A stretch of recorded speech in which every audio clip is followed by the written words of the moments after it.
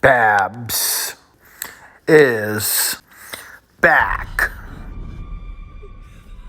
What is going on, guys? Babs is back with another hopefully helpful video, and today we are going to be talking about hitting out of the rough 25 30 30 40 and 40 50. Gonna go through some scenarios, things to be looking for, calculations, and how to make a certain adjustment to put yourself in the best possible outcome. So here we go.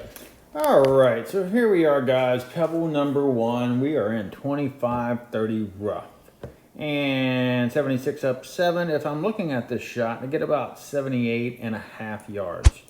Now, if I were to hit this 78.5 yards, this would be a couple ticks of, full top spin. I'm going to leave the flag where it is and kind of show y'all what happens. So that's a normal shot of 78.5, and I only went 73 yards. So we need 3 more yards. So in 25-30 rough, we need to add 1 to 3 yards to this kind of shot. So instead of 40-something%, I'm going to add more topspin to this shot. And now we put ourselves in a good position. So 1 to 3 yards out of 25-30 rough will put you in a decent position. Keep in mind that you understand what the green speed is and how the green slopes. Now, let's say you don't want to hit a topspin shot. You can hit a punch shot, but again, you still need to add yardage to the shot. So instead of my yardage being at 93% on the punch, I'm gonna hit this 95% with this punch. And now I landed 74 and released 3. Obviously, I'm not aiming, but the whole idea is getting the yardages down to understand what you're looking for out of a shot like this. And that's in reference to 25-30 rough is 1 to 3 yards, adding in those conditions. Pretty much for any club will put you in the ballpark to get near the hole, assuming you have your aim down packed. Now, if I were to actually aim this shot, which is about half a grid, do that very same shot, now we might be in a better position. So got the aim, got the punch. Now our ball is right on line. But again, 74 yards, release 3. And that's because I know how much the ball is going to release on this particular green with this flag location and this green speed. So keep all that in mind when you're developing your shots. That way you can get better results. All right, so second attempt is going to be 30-40. And we are on PGA number 1. Got a fairly nice little situation here. And what we're looking for is how to react in this situation 30-40 rough. With this green, it's relatively flat, but after the flag, it goes downhill. So keep in mind your landing zone is equally as important as your yardages. So what we're looking for here is 73 yards. Normally this would be a 96% 75 wedge. So I'm going to hit this 96%, 95%, and we come up well short. Come up 4 yards short. So in general, you need to add 4 to 5 yards in 30-40. So now if I were to do that, same aim,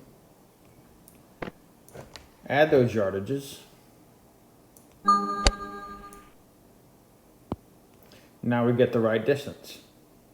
And that's kind of where all this comes into play, is knowing what your normal club does and then adding the necessary yardages to that club to get yourself in a decent position. So if I were to aim correctly, it'd be about a grid.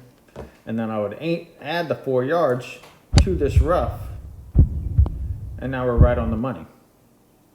And so that's how you play 30-40, is adding 4 or 5 yards to your normal shot. Will get you in a really good position to get there and leave yourself with a birdie. All right, so now we are in the 40-50 rough, and we got 90 up 9, slight headwind, but that's not going to come into play too much here because we're on 12 greens and we are thinking about release.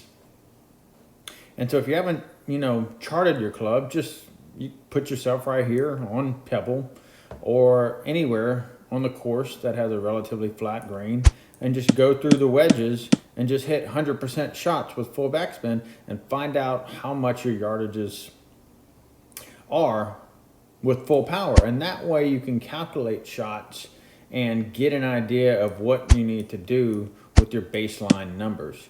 And then after that, you're going to want to just pay attention to release. You know, how does this green slope? This green slopes back to front. So if I hit it, it's not going to release as much as a green that's flat or that maybe is uphill on the front and downhill on the back. So this is, you know, I've charted my pitching wedge, so I know how far it's going to go. Your club and ball combination may be different. For me, my 60 wedge is 52 yards, 75 wedge is 64 yards, sand wedge is 90 yards, and pitching wedge is 95 yards. So in this particular situation, I'm going to hit a 98% pitching wedge. Got the miss ding, land 86, release 2 yards. And that's because I know that the ball isn't going to go much, because as you move farther and farther up, this is where all the uphill is. So the slope is from up, back to front. And that's how I know it's not going to release as much. If this was a flatter green, like say Kiowa number 1, that ball would release a hell of a lot more. And so that's just a little tip for you guys, is to keep in mind, you know, what you're hitting into and what the ball is going to do after it lands in conjunction with the green speed. So again, I'll just throw this ball up a little farther. Still in the 40-50 rough. Wind hasn't really changed. And now we're looking at, oh, maybe a sandwich shot at about 90-91%. So I take that, 90-91. Land and release up. And so you kind of got to get comfortable with how your ball is going to release. Keep in mind that the lower power you hit, the less effect and force is going to be applied on the ball based on your calculator. So with that, you know, because I was in the 90 range, maybe I need to add a little power just because I'm not applying as much force as I normally would. See, so I added 2% of power, and now we're right in the hole. Well, near the hole. And that's kind of how you want to get comfortable with these situations, is learn what your club can do from 100% power, and then base your shots and your calculations off of the green speed and the slope of the green. And here we are, we're just going to use a regular game scenario situation. And this is the hole, Marion number 11, where a lot of people are always asking, why do players hit it in the 40-50 rough over here? And the reason being, as I mentioned in the previous video, is because we know our yardages. We know how far the ball is going to go. So instead of being farther back on the fairway, we can hit this in 40-50 rough and create an opportunity for a hole out. So, you know, I have two options here. I can hit a flat wedge, or I can hit a punch. It's all depending on, you know, the wind, the green speed, what the slope of the green is doing, and also what you're comfortable with. You got to be comfortable with these shots, but the only way to get comfortable is to actually get in this situation, like on Marion 11, in practice mode, and practice hitting your shots. You know, so if this was 33 yards and I want to land this maybe 28, I know what 28 is. So we put ourselves right in this ballpark for 28 yards. Hit that ball, land, and release. And that's because we know what we're doing. And of course, we just hit the flag. Oh, crap. Okay. I thought it was a gimme thing. And then the other option would be is a punch shot. So let's say I'm looking to maybe punch this ball out of this yardage. Well, again, we're thinking about the same release yardage. So in this case, I'm going to hit this just above 80%. And now we're thinking about release. And so you learn when you do these shots what the release is. So the other one was 4 yards, that's 5 yards.